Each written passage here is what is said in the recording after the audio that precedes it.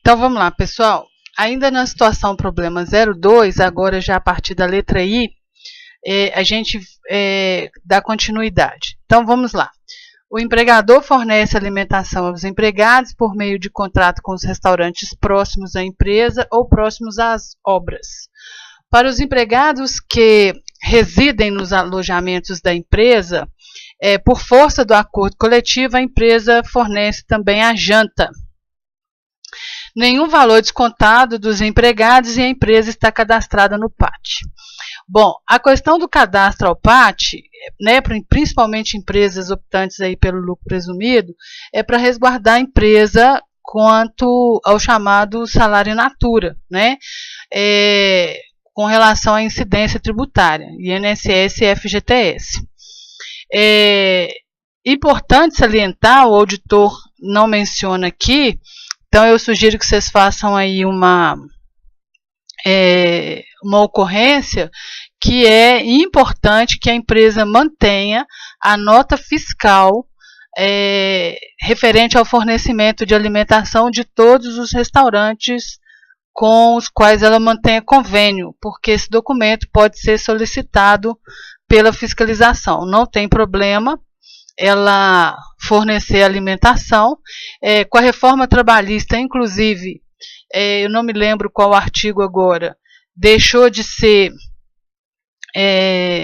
verba salarial o fornecimento da alimentação, desde que não seja feita em dinheiro. Então, isso aí, a situação está regular, tá? Letra J.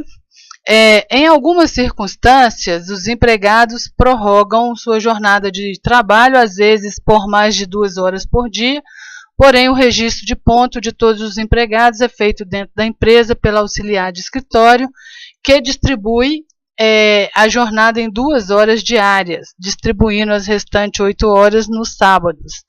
Algumas obras demandam trabalho nos feriados, caso em que a empresa remunera com hora extra, com o adicional de 100%. No acordo coletivo celebrado entre a empresa e o sindicato, a cláusula prevendo que as horas extras realizadas em dias normais de trabalho, ou seja, de segunda a sábado, e não submetidas ao regime de compensação, feriados e dias pontes, serão remunerados com adicional de 70% sobre o valor da hora normal. Já as horas extras realizadas em dia de descanso e feriado ou dias pontes devem ser remuneradas com adicional de 100%.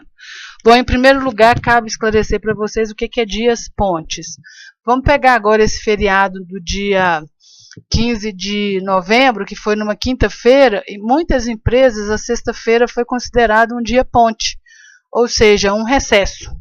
E aí, se for recesso para toda a empresa e alguns empregados precisarem trabalhar, esses empregados vão receber o valor do dia em dobro, né? Ou seja, a hora extra de 100%. Né? Tirando disso, a hora extra é de 70%. Mas qual que é o problema maior? O registro do ponto deve ser feito pelo empregado e não pela empresa.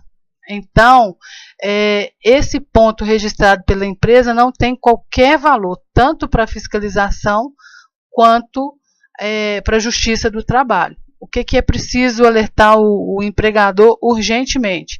Que ele precisa adotar uma sistemática de registro da jornada de trabalho em que o próprio empregado faça esse registro, seja colocando, né, relógios mecânicos de ponto em cada obra, ou relógio eletrônico, fica ao critério dele, ou ainda adotando, né, as anotações em folhas. Mas é imprescindível que a empresa permita que o próprio empregado registre a sua jornada de trabalho. Outra coisa, bom, só é permitido que o empregado faça 2 horas extras diárias. Se ele está fazendo mais do que isso e a empresa está redistribuindo isso no cartão de ponto, isso é fraude. Isso é muito sério, a empresa pode ser seriamente penalizada em função disso. Tá? E então, nos itens de vermelho, aí está explicando para vocês como que funciona o controle do ponto e logo abaixo informando, né, que é o trabalhador que é o responsável por preencher. Então, o que vocês vão orientar a empresa na sugestão de melhoria? Que o empregador, né, adote uma sistemática em que o próprio empregado faça o registro da sua jornada de trabalho, que não haja adulteração das horas prorrogadas, que a empresa respeite a prorrogação máxima de 2 horas diárias e que não haja aí adulteração do cartão de ponto, redistribuindo as horas extras excedente das 2 horas diárias em outros dias, porque isso é fraude, ok? Bom, vamos lá para a letra K. Embora exista cláusula de banco de horas no acordo coletivo, todos os empregados que trabalham nas obras recebem a prorrogação da jornada de trabalho como hora extra. A empresa paga o DSR e também reflete a média tanto das horas extras quanto do DSR, nas férias, no 13º e no aviso prévio. Utiliza como referência a média do ascendial. O que é média do ascendial? Vamos lembrar? Média dos 12 últimos meses, tá? Os empregados que atuam no escritório e que prorrogam sua jornada de trabalho não fazem jus às horas extras, ficando sujeitos ao banco de horas previsto no acordo coletivo. Lá em cima, na hora que vocês forem computar a jornada de trabalho, eu acho que vai passar 1 hora, pelo menos a ideia era essa. Vamos ver aqui da jornada de trabalho. Em qual item que está falando que é a jornada de trabalho deles.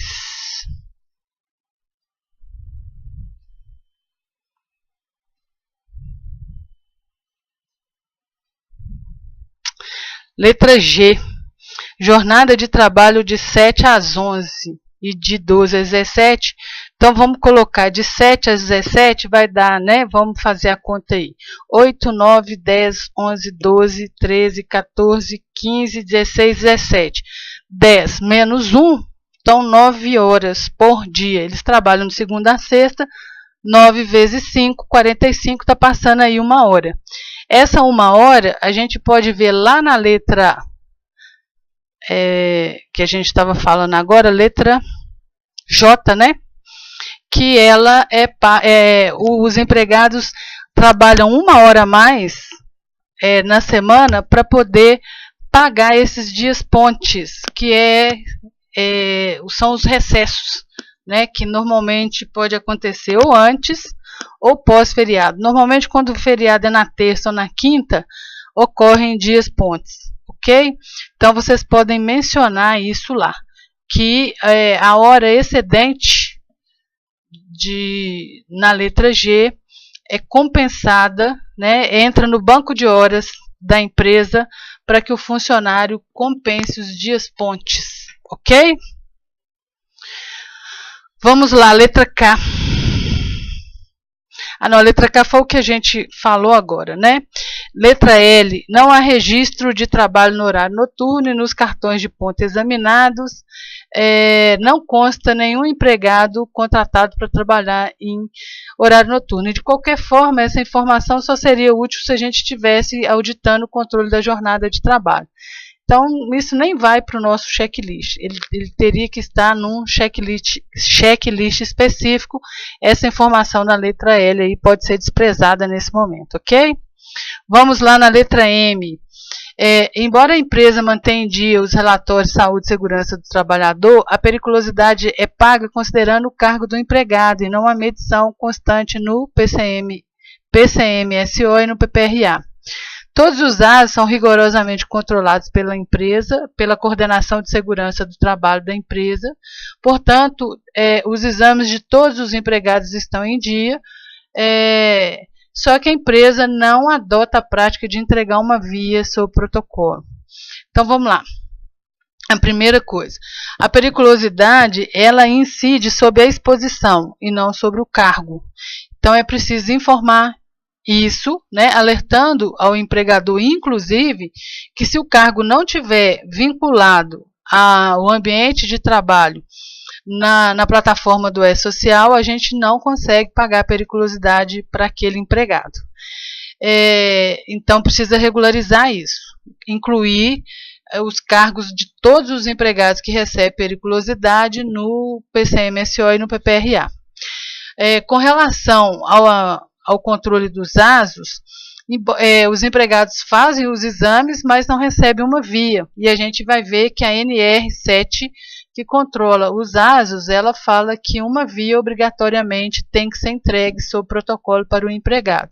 Então, qualquer orientação nesse caso, orientar a empresa a entregar a via dos empregados, né, coletando a assinatura dos mesmos na primeira via, informando assim, declaro que recebi uma via deste documento. Na verdade, eu oriento a entregar, inclusive, os relatórios que já estão arquivados para os empregados ativos e regularizar essa situação quanto antes. Né? A empresa mantém convênio com uma empresa de segurança do trabalho que realizou todos os laudos obrigatórios, bem como o responsável pela emissão dos ASOS. O empregado é encaminhado a essa empresa, realiza o exame e a mesma efetua a cobrança final no final de cada mês, junto com o valor da mensalidade do convênio. O pagamento é feito mediante a emissão de nota fiscal e os exames são encaminhados diretamente à empresa, atendendo, né, ao bom senso de que, primeiro, que o custo do exame ele é de obrigação da empresa, ponto. Então, aí, ok, a empresa que paga, ela paga no final do mês, ela não entrega dinheiro para o empregado fazer esse exame, então ela age corretamente dentro da melhor forma administrativa de proceder a isso, né? Exige a nota fiscal, então nesse aspecto aí está tudo certinho. O que não está certo nesse quesito aí? A empresa precisa colocar no PCMSO todos os cargos que ela paga periculosidade e precisa entregar uma via dos exames que os empregados fazem para ele mediante protocolo, ok? E aqui nas observações em vermelho explica melhor aí esse quesito do item M, ok? Letra N. Por orientação da empresa de contabilidade, todos os anos, nos meses de maio e novembro, a empresa solicita o comprovante de matrícula e frequência escolar para que os empregados recebam salário família, para que os empregados que recebem o salário família e têm filhos acima de 7 anos. E no mês de novembro é solicitado cópia do cartão de vacina atualizado para aquelas crianças menores de 7 anos, né? A gente pode até completar aqui, né? Para, vamos colocar aqui para as crianças menores de 7 anos.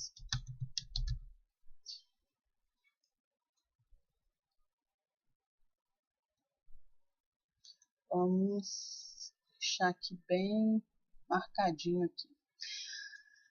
Por ocasião da cobrança desses documentos, a empresa lembra aos empregados que é de sua responsabilidade informar e entregar a documentação de novos filhos, bem como comunicar óbito ou cessação de invalidez, que é uma medida administrativa que ela adota para manter regularizada a situação do pagamento do salário família. Foram encontrados os termos de responsabilidade para fins de salário família em todos os dossiês de empregados que possuem filhos na faixa etária entre 7 e 14 anos, ok. Todos estavam devidamente assinados pelos empregados também, ok. É isso mesmo, está certinho, né? A empresa cadastra no sistema de gestão da folha todos os filhos, independente da faixa salarial do empregado, mantendo as fichas de salário família de forma eletrônica e, consequentemente, atualizada com relação aos pagamentos de salário família, e quando o empregado é desligado, a ficha é impressa e é coletada a assinatura do mesmo. Bom, com relação à ficha do salário família, a gente observa aí que a empresa mantém ela de forma eletrônica e que ela só imprime essa ficha por ocasião do desligamento do empregado e coleta a assinatura dele e arquiva. A ficha de salário família é importante porque é um comprovante de que foi pago o salário família para aquele empregado e que ele tem ciência de que isso foi pago para ele. Então, ela manter esse arquivo no momento do desligamento dele já é fundamental, porque pouquíssimas empresas adotam esse esquema de regularizar a situação com relação à ficha de salário família, tá? O auditor circularizou as cotas do salário família pagas em folha com os termos de responsabilidade, né, para fins de salário família de todos os empregados na amostra e observou que todas as informações estão corretas. Então, a situação de pagamento do salário família dessa empresa está em conformidade. Então, é sim para tudo e pode colocar esse relatório aí como um resumo de todo o item 1.4, ok? Letra O, que vai falar do imposto de renda. Então, assim como no caso do salário família, no ato da admissão do empregado é solicitada a certidão de nascimento dos filhos, que atende aos requisitos para ser dependentes do empregado no imposto de renda, bem como a certidão de casamento. Então, a empresa adota, né, a sistemática de verificar se o empregado tem dependentes para fim de dedução do imposto de renda e recolhe a documentação. Normalmente são os filhos e a esposa.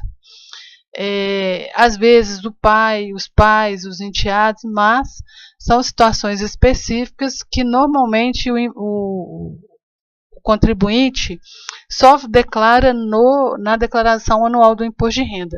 Nas empresas, eles normalmente apresentam apenas a certidão de nascimento dos filhos e de casamento quando a esposa não tem rendimento nenhum, tá? O empregado é orientado, o texto aí fala que o empregado é orientado sobre quem pode ser os dependentes, de acordo com o manual do imposto de renda, e aí, se for do interesse do empregado, os que se enquadram como dependentes são cadastrados no sistema mediante a apresentação por parte do empregado da documentação comprobatória, né? E aí é emitida a declaração de dependência do imposto de renda para que o empregado assine. E eles são informados da necessidade de manter o departamento pessoal informado de qualquer alteração acerca dessa situação, tá? Alertando sobre a responsabilidade criminal de prestar informações falsas e omissão de informações. Então, esse quesito aí é o resumo do item 1.7 e a resposta é sim para tudo, a empresa está em situação regular com relação a esse item, ok? Letra P, o empregado mantém sua filha como assistente administrativo sob a alegação de que ela, como sua filha, também é dona da empresa. Dispensando, portanto, o registro da empregada. Recebe R$ 1.500 por mês e trabalha de 12 às 17 horas, de segunda a sexta, sem intervalo para descanso e alimentação. A informação sobre o não registro dessa filha, vocês podem anotar lá no item 1.10.10, que vai tratar do confronto do número de empregados da Folha com os do CAGED. Bem controverso isso, porque há alguns entendimentos, né, de que familiares eles têm que ajudar, né, os pais a zelar pela conservação do patrimônio. Então, tem correntes que têm esse entendimento, mas é mínimo. Se a menina entra na Justiça do Trabalho, a chance que ela tem de ganhar a ação é grande. Primeiro, a empresa não é só do pai, tem outros sócios que não têm qualquer vínculo familiar com essa filha. Outra situação, ela tem a situação, né, cumpre horário, é subordinada, tem tarefas específicas, ela não atua como dona, ela atua como assistente, ela não tem nem cargo diretivo na empresa. E ela está trabalhando mais de 6 horas, aliás, ela trabalha 6 horas, né? 13, 14, 15, 16, 17, ela trabalha mais de 4 horas, sem o intervalo de 15 minutos. Então, obrigatoriamente, ela teria que ter um intervalo de 15 minutos para descanso e alimentação.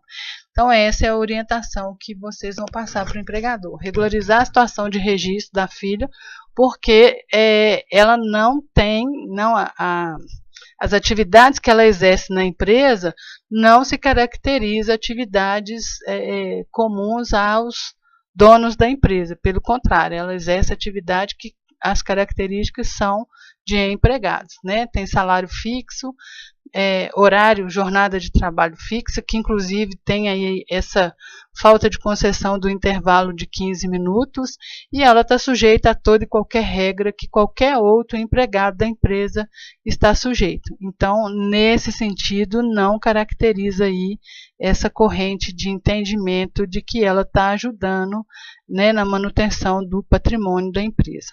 Ok? Nós vamos parar nesse vídeo aqui e no próximo vídeo a gente vai da letra Q para frente, ok?